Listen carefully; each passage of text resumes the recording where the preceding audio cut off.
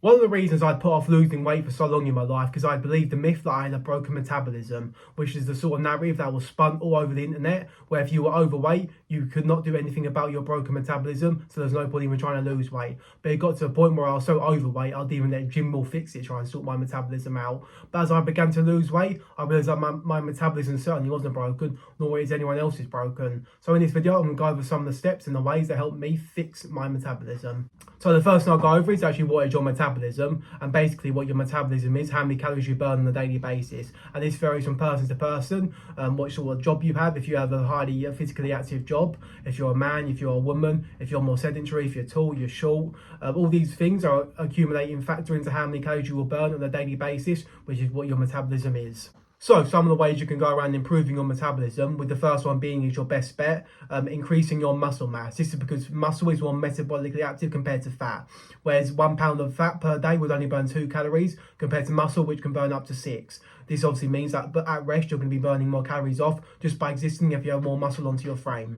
So let's say, for example, you had an extra 10 pounds of muscle onto your frame across a day, that would be an extra 60 calories burned. And then across an entire year, that would be 22,000 calories burned, which will equate to around about 6 pounds of fat. While it's not a massive change, it's still a lot better than having a lot more fat onto your body.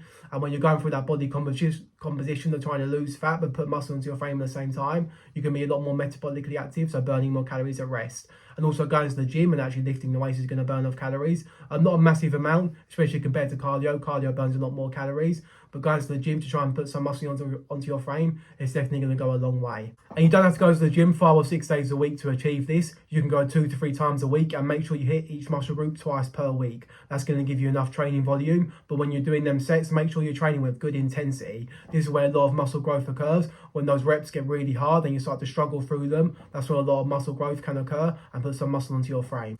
And what you want to do is you want to focus on compound movements, especially when you're first starting out. These are basically movements that hit multiple muscle groups at once. So let's say, for example, you can do an incline bench press with dumbbells or a barbell. And what it will hit is mainly in your chest. Emphasis on the upper chest, especially when it's at an incline compared to a flat bench. But it also will hit the front of your shoulders and also your triceps. So you're doing one movement there and you're ticking off 3 muscle groups. This also saves time. So if you're hitting the front of your shoulder, there's no need to do overhead pressing, because when you're doing enough bench pressing, you'll hit that muscle enough. So this will help you save time. And what you'll do is, with these lifts, you want to track them and improve them over time. This is either with weight or repetitions, and that's how you know you're putting on muscle onto your frame, because you're getting stronger at that movement. So let's say you start off with an incline bench press with dumbbells, for example, and you can do 15 kilo dumbbells for 12 reps. And let's say you track that, you can log into a notes app onto your phone or anything. And over time, let's say in 3 months, you're now doing the 22.5 kilo dumbbells for 6 reps. You know you're now physically stronger, so there will now be muscle onto your frame because you've gotten stronger at that movement and you've tracked it. So make sure you progressive overload with all your movements and get stronger over time. My next tip would be to eat more protein. This is because protein helps build and repair any muscle mass. Like we just said, it obviously helps burn more calories. It increases your metabolism the more muscle you have onto your frame. But also with protein, it burns the most calories during the digestive phase, which pretty much means when you eat food, your body has to break that food down, which obviously takes energy to do, thus burning more calories off. So if you were to eat an extra 100 grams of protein per day, you'd burn off an extra 80 calories off just from that alone, which obviously not a massive amount. The main benefits being that it repairs muscle mass and it helps keep you more full. And a bit more on that, with protein being the most filling macronutrient, what you want to do is aim to hit 3 to 4 meals for the protein throughout the day. This can obviously help keep you more into a deficit, as it's keeping you more full throughout the day, making you not want to overeat or snack or anything. And if you want a protein goal, aim for 0.7 to 1 gram per pound of your goal body weight. So aim for that on a day-to-day basis, spread across 3 to 4 meals. That's help keep you more full and help burn more calories off and put more muscle onto your frame. Next would be to choose a low form of impact cardio, obviously because the cardio goals can help you put you more into a deficit, thus losing weight, but also it helps lower your set point. Now, what is set point? We're all born with 2 things called ghrelin and fat cells. These 2 things can control how hungry we are and how full we are after eating. Where ghrelin sends signals to the brain telling us to eat, these fat cells will also indicate how full we are after we have eaten. And if you are someone that's overweight, you will have a high amount of ghrelin and more fat cells to fill up, which can be a bit of a problem, but there's definitely ways to combat this, and cardio is one of them ways. And one of these low form of impact cardio is walking. This is because walking in general can actually help suppress your appetite, but also the more walking you do, so the more physically active you are, your body will want to be more leaner, thus making you want to weigh less, making that walking and physical activity in general just a lot easier to do. So your body will now want to be leaner, helping suppress your appetite, making you lose weight and obviously lower your set point. And a form of low impact cardio is a lot more beneficial compared to running, in my opinion, because while you might burn more calories in a big bout of running, that takes a lot more energy to do compared to something like walking. Well, yeah, if let's say in 20 minutes, in a 20-minute run, you'll burn a lot more calories off by running compared to walking. But also, because you burn so many calories off so quickly, your body will want to replenish its energy stores, making you want to eat a good amount of them calories back. Maybe not all of them, but a good amount, especially compared to walking. So choosing a low form of impact cardio is going to be a lot more beneficial when losing weight. This is because your body's not going to want to eat those calories back. It helps suppress your appetite, and also it's going to be a lot more healthier on your joints, especially when you're first starting out. So make sure you choose a low form of impact cardio. That's going to go a long way in getting you into a sustainable calorie deficit. And another thing I just want to quickly add on is that actually doing a high impact form of cardio, so something like running, as we just discussed, can impact your NEAT, which stands for non-exercise activity thermogenesis, which is pretty much exercise that isn't dedicated exercise.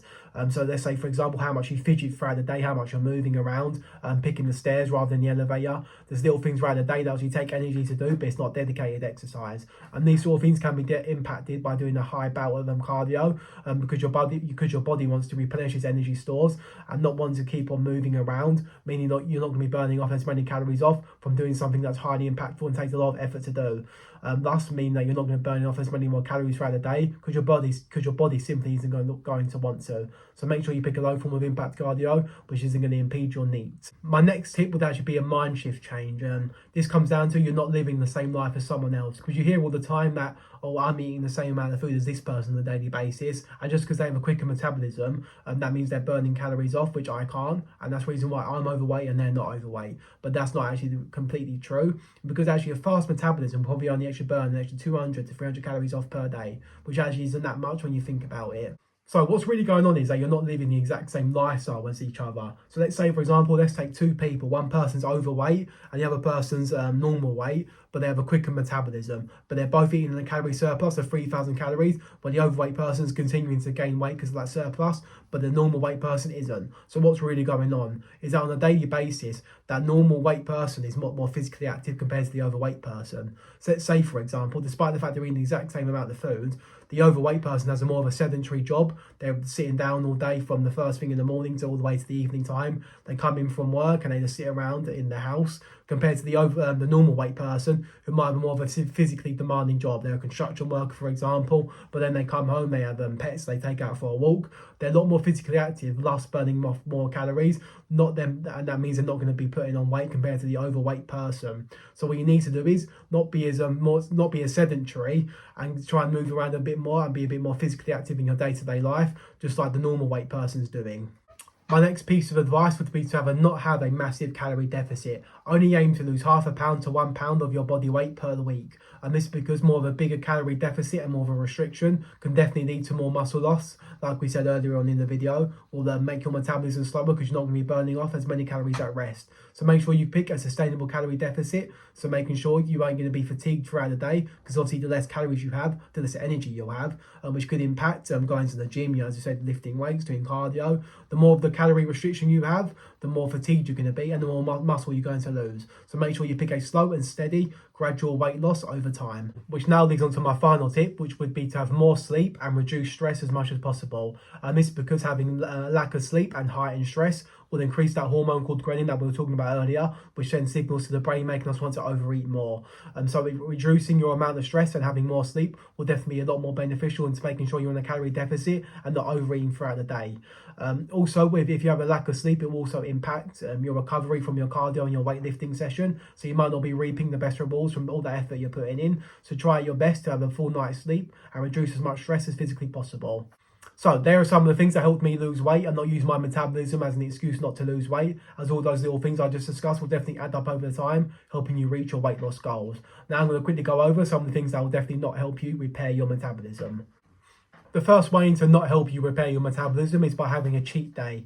This will be the equivalent of saying just because Jimmy Savile done a lot of charity work, he'll done do all his noncy actions. That's just not how it works, is it? And in fact, having a cheat day could probably put you further behind in your calorie deficit. It definitely doesn't reset your metabolism. What you need to do is, just unfortunately, either you cut back calories or improve the amount of physical activity you're doing on a daily basis to put you back into a deficit. So cheat days do not work.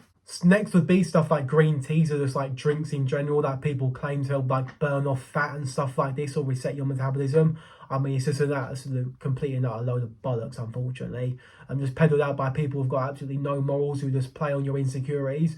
It's a load of absolute crap just trying to play up to stuff that doesn't even exist. Stuff like teas and all that, they just do not work.